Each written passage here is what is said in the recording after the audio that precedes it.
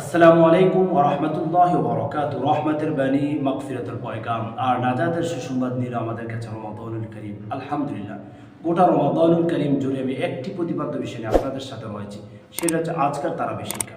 আমরা ধারাবাহিকভাবে এক এক করে 22টি পর্ব সমাপ্ত করতে পেরেছি। আজকে আমাদের 23তম পর্ব।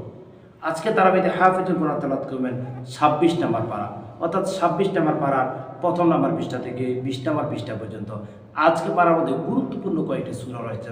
সূরাতুল আহকাফ রয়েছে, সূরাতুল মুহাম্মদ রয়েছে, সূরাতুল ফাতাহ রয়েছে, সূরাতুল হুজুরাত রয়েছে এবং সূরাতুল কফ রয়েছে এবং গুরুত্বপূর্ণ কয়েকটি সূরা রয়েছে।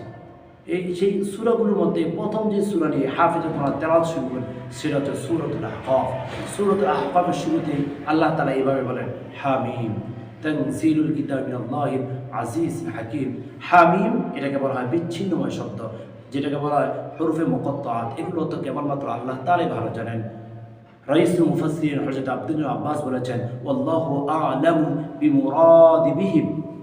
তারপর তানজিলুল কিতাব মিনাল্লাহিল আজিজিল হাকিম, পরাক্রমশালী মহাজ্ঞানের পক্ষ থেকে আল কোরআনুল কারীম নাজিল হয়েছেন, যিনি সব কিছু সৃষ্টি করেনেওয়ালা, সবার চাইতে ক্ষমতার আধার, সব হিকমতের চাইতে যিনি পূর্ণাঙ্গ হিকমা, পূর্ণাঙ্গ জ্ঞানের আধার, মহাপরাক্রমশালী সে আল্লাহ সুবহানাহু ওয়া তাআলার পক্ষ থেকে।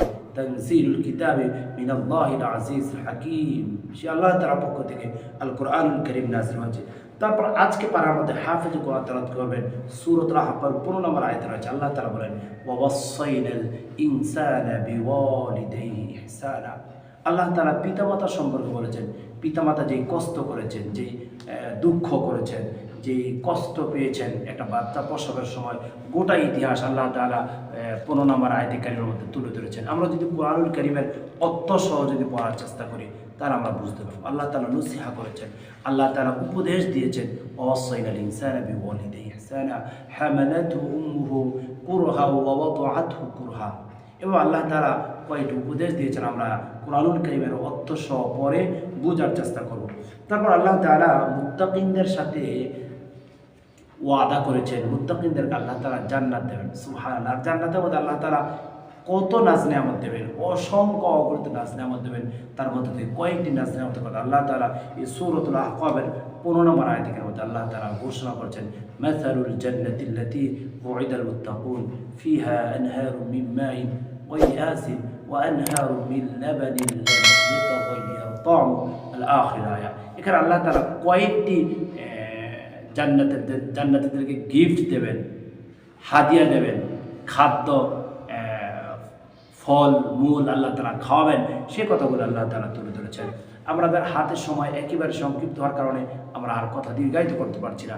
তাহলে আমরা আজকে তারাবি থেকে শিক্ষা গ্রহণ করলাম। আজকে আমাদের 23তম পর্ব ছিল।